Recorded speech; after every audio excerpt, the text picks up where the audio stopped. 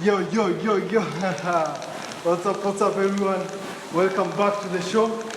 Another cool episode where I bring cars by touch and feel. Na leo, we are working on Husnain, and I'm sure you knew something exclusive. I've never shown you this room, and I'm about to show you an off-roader capable of rugged nature. I don't know, pick your choice. This side, I might go this side. So guys, we have so much going on here. We have the Touareg here. Yeah, we have the V8s, and we have so much, like it's spreading with capabilities and off-roading, and you can see the rugged nature of even I can sit on this one, no problem, hands-free. So guys, today is the day where I bring history together with modernity, and I show you something that you will like. Huh? Yes. So you might be thinking, which car is this? Which car is this? Huh? Which car is he about to bring? I can go even outside on the balcony, you know. We can come this side where we have the big daddies of Toyota. The Land Cruisers, the Land Cruisers. But guys, the winner of the show today is none other than FJ Cruiser, man.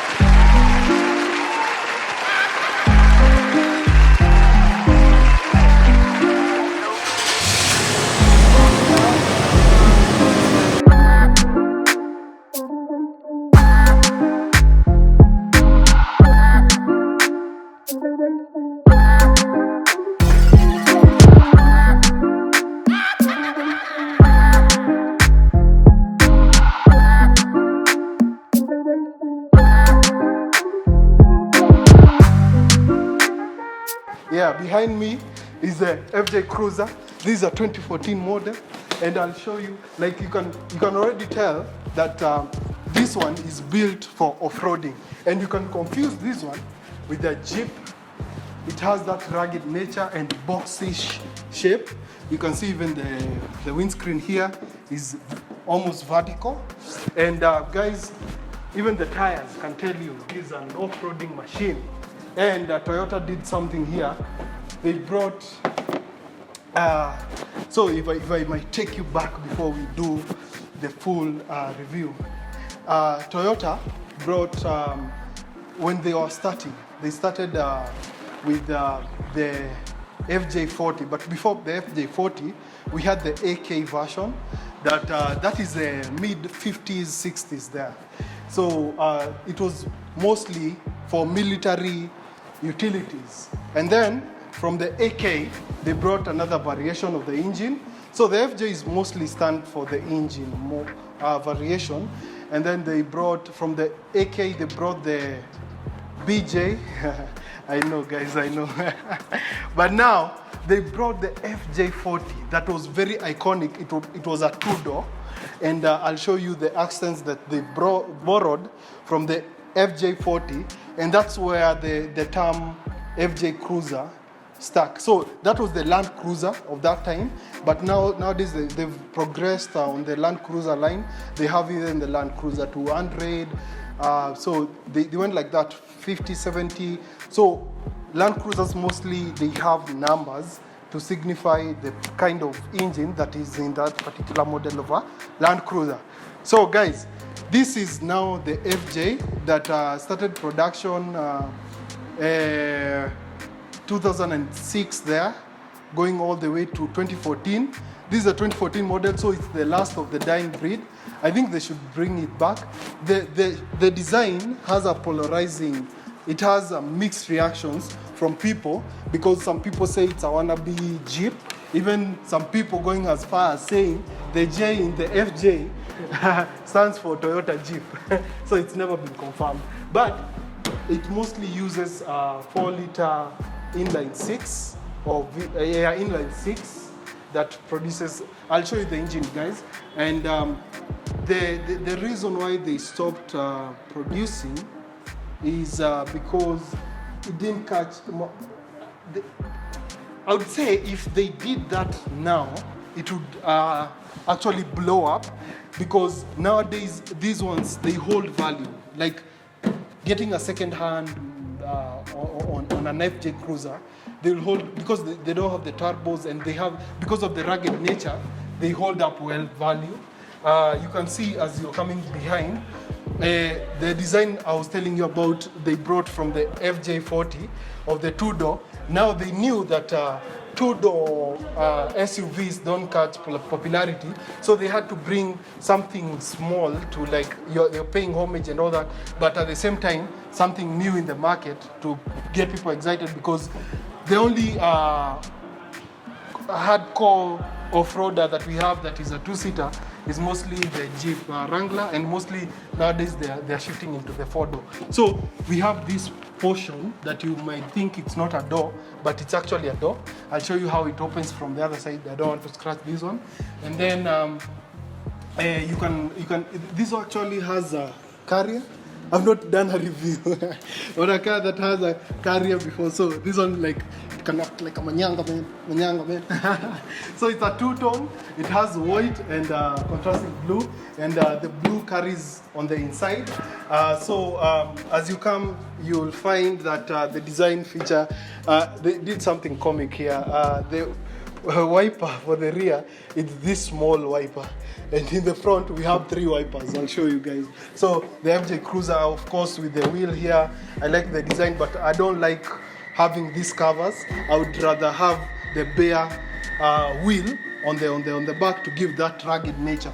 So guys, that is it for the design features. Mostly it's a boxy shape, and people thought, like, some people just say it looks like a toy, because it's like a jacked up, boxish, but I like it. I like the shape, guys. So the front door is fairly long, because it is carrying to the rear door. So like this, someone might think, oh, so how do you open the rear door? We don't have a handle for the rear door. Worry no more, man. I got you. Let me show you. So you access something, a plastic, like lever. You open like this, and then I like how it slouches, like, like it's tired. Oh, sure. You see? So you have this opening, which is, this is humongous, guys. Like, wow, this is big. So we don't have this pillar that divides the front cabin with the rear one. So from the A pillar to back here, it's just open. So they brought something else design-wise. You might think it's something just the engineers did just put there. But if you see this portion here, this one is to give support for these rear doors, because we don't have the pillar. So this one, that's why we have this big of a portion without a window here. But the downside to that, it has a blind spot. Blind spot, guys. Blind spot. Yeah, it has a blind spot. When the driver is actually like looking all surround the surrounding, it gives a blind spot there, because you can imagine just this part being opaque, and then it has that claustrophobic feel to it. And then, guys, you'll notice that this is a very rugged car, so it has bits of hard plastic to give that off-roading brutishness. So guys, let me show you what you're working with on the driver's side.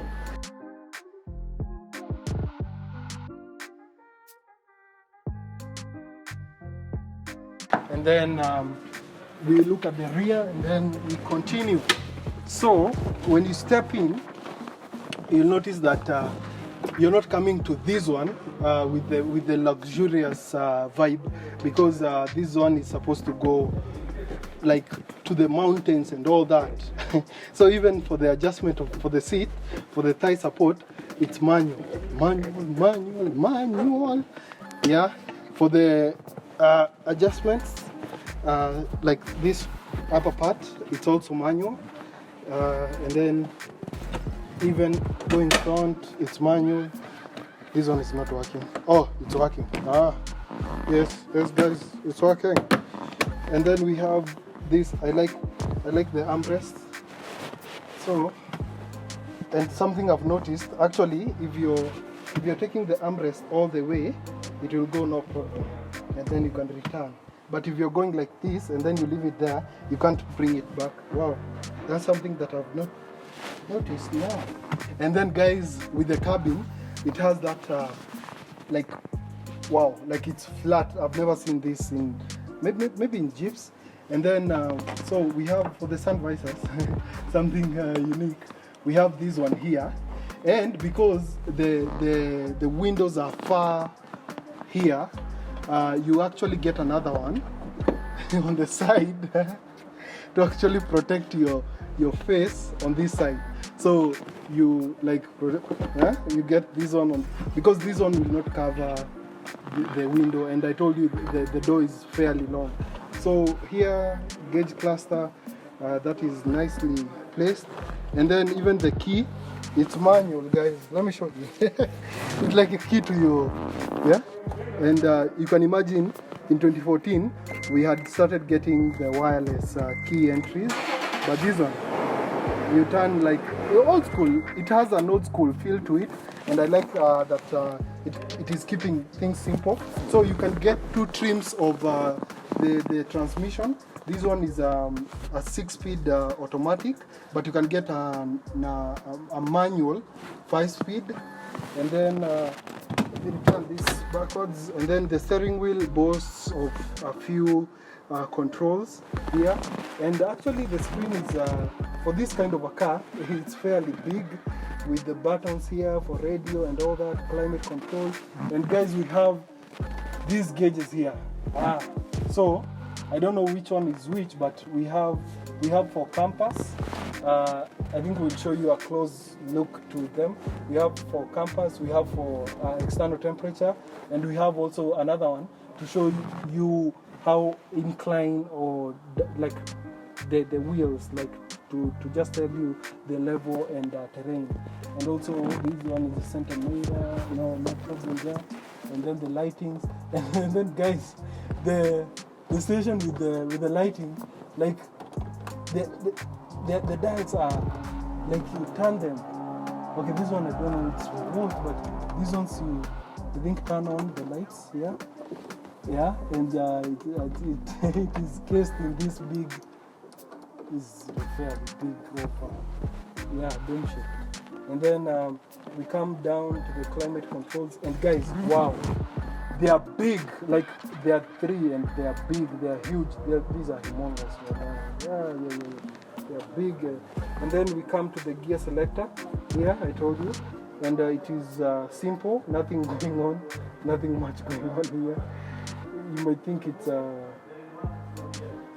this resembles a road shape. Anyway, and then we have for the off-roading, for the low range, high range, this one here. So that one is when you're off-roading with your buddies. This one is for the handbrake. The glove compartment is here, fairly big. Nothing, no velvet feel to it, just plastic. Even the films, guys. And then they have these designs and shapes that I like. They have texture to them, but they are just rubber. Because, and guys, you can secure this one here. Wow. You secure, wow. Guys, as I continue, I just learn in the process, like this is Julio Supercharge. We do touch and feel, and sometimes I learn on the field. I think I know so much that I find that I don't know. You don't know. So you have to actually, you can lock them in. Like that. You can actually lock them in, so that I think when you're going somewhere rough and what, and you're sliding, they are secure, in place. Wow, that's a nice touch. That one I do know. That's a nice touch. So the steering wheel is telescopic but manual, so you can adjust to your liking. So I think that's good enough. And then the tags, the signals, and all that. Guys, I'll put the I'll put the wipers so that you see when they're working, while there are three of them, so it's comic to see that actually. So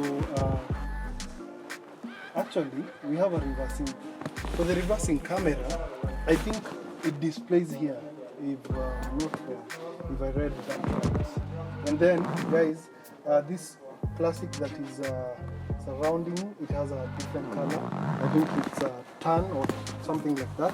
And then I was told the stitching is nice actually, and this one is leather, and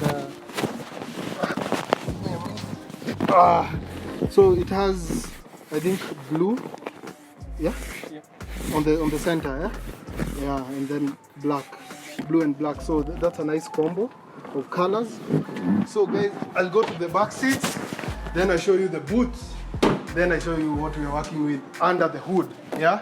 So the doors, as usual, the quirky nature of the door, like you open this one, and then so this is a passenger side, and then to access the back seats, you must open this one like that.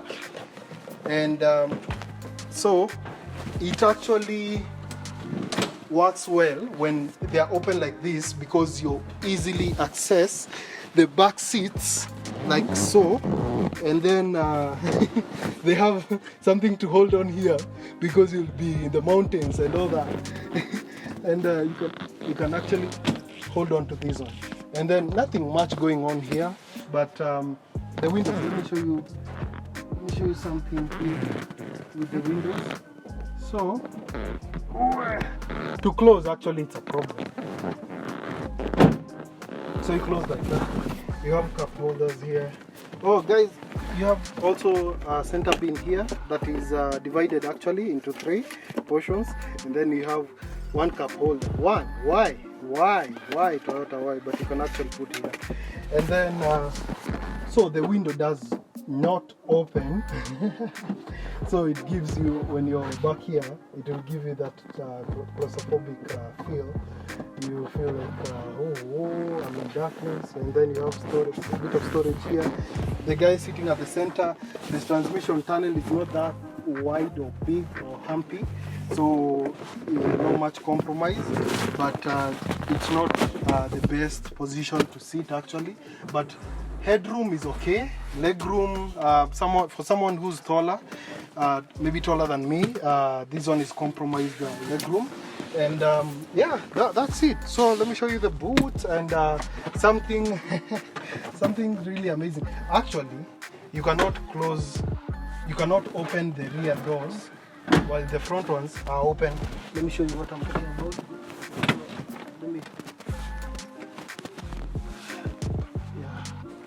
Let me close for you to get. So when you want to open the rear door, you try like this, it's not working. Actually, it does nothing. So it means the front passenger or the driver has to open for you. So you must be nice to the people who are in front, because you cannot open the rear door individually. So you open the front one like so that you are able to now open the rear one. And something that will go and say it actually is that the rear one, you cannot close the front door without having to close the rear one first. And then even the rear mats, you can put them in place just like the front ones. This is nice touch. And yeah, so actually you can even access the front seats without having to get out of the car, without having to touch down, you see? And again, I can do that. So that's amazing. Okay, I had a lot of fun doing that, guys. So for the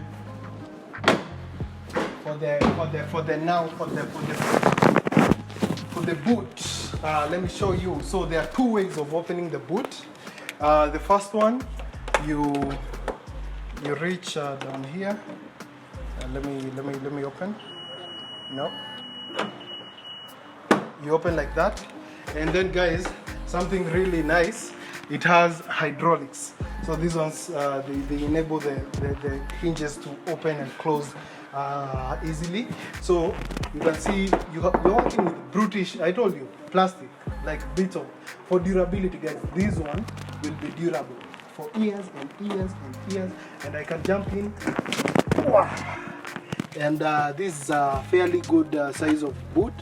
And you can actually fold the rear seats to get more boot space, for epic space for you to actually put stuff.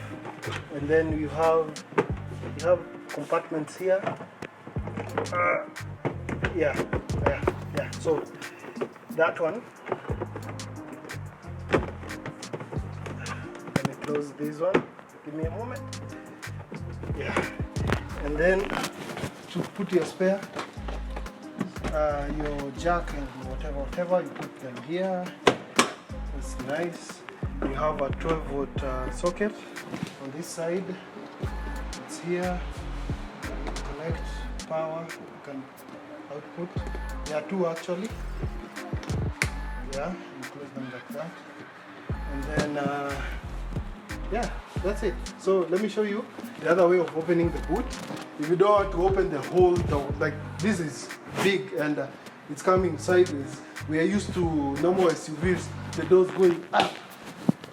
So this one, this one shares the DNA with the Land Cruiser, and you know the Land Cruisers are open sideways. And then, guys, so they put 3 wipers in front. They put this one tiny one here, which is really comic. So this one is to actually like wipe the whole of this glass, this panel. And then so to open, you can open this compartment of our glass. You open like that. It has hydraulics also. Hydraulics have that nice sound, like when they're releasing. So guys, you can actually now put stuff, but the wheel is on your way. So but you can access the boot this way. So yeah, it's a nice touch. And you close it like that. And you have the lights. These are nice. They are bulging out. nice touch to it. And then, guys, we have a carrier on this one, so you can put things here. Yeah, like a matatu. And then, guys, we go to the engine. And then, guys, the side mirrors, they are big, like they are like for lorries. So let me show you what you're working with under the hoodings, and then namnala.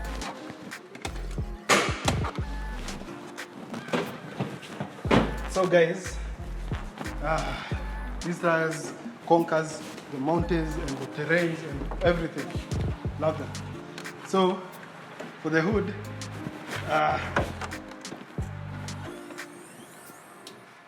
we are working with inline 6. These are 4-liter inline 6 that produces around 250 horsepower, 280 pound-feet of torque, and that is enough to actually like put you on the same level with other off-roading machines. And actually, this one, people are really liking the FJ Cruisers, but when they came out the first time, they didn't catch popularity and all that. So this one is nice. And guys, on that bombshell, guys, I had to show you the wipers. I want to show you the wipers. And then it has this kind of an intake here that is giving an aggressive look. And the Toyota emblem, we don't have the logo, we have the Toyota spelled out here to remind you and to show people that you're driving a Toyota. And then the lights are round and just rugged and old school with the turn signals here. Just old school, nothing like, we have a bit of LED here, LED lighting, and then we have the fog lights. There are 2 of them. These are nice touch. I think you need a lot of lighting when you're off-roading in the Sahara and the lights. And then this bit of plastic This one is very common with the off-roaders, even the Jeeps, very common. So, let me, I hope I'll be able, oh, the turn signals are on the body, like literally, barging out. And we have this kind of, this for the radio or something. So it's very, I don't think this one can like race, because this kind of a windshield, it will, the coefficient of, drag coefficient will, it will block a lot of air, and it will drag you actually. So, oh, those are the lights, yeah? Let me try.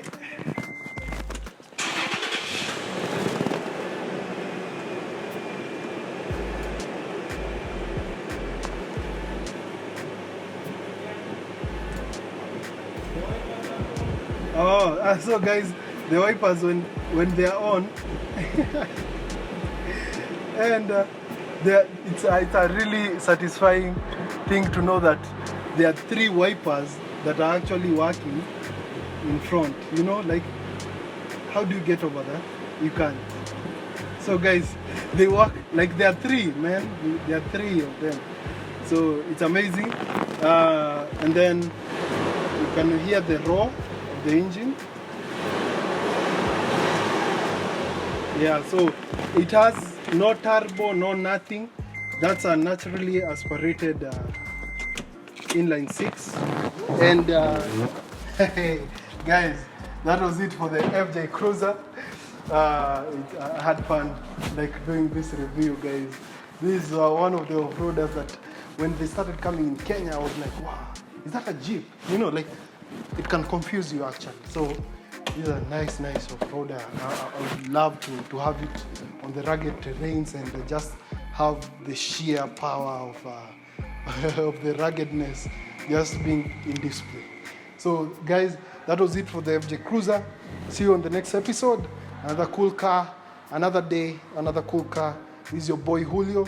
This is Julio Supercharge. Kindly subscribe, share, comment, everything. Put the notification bell on, and of course, you know, I got content for you for days, for days. So guys, this one, I want to actually like spend time with it, and they should bring them back, you know. So that was it. Adios. I'm out.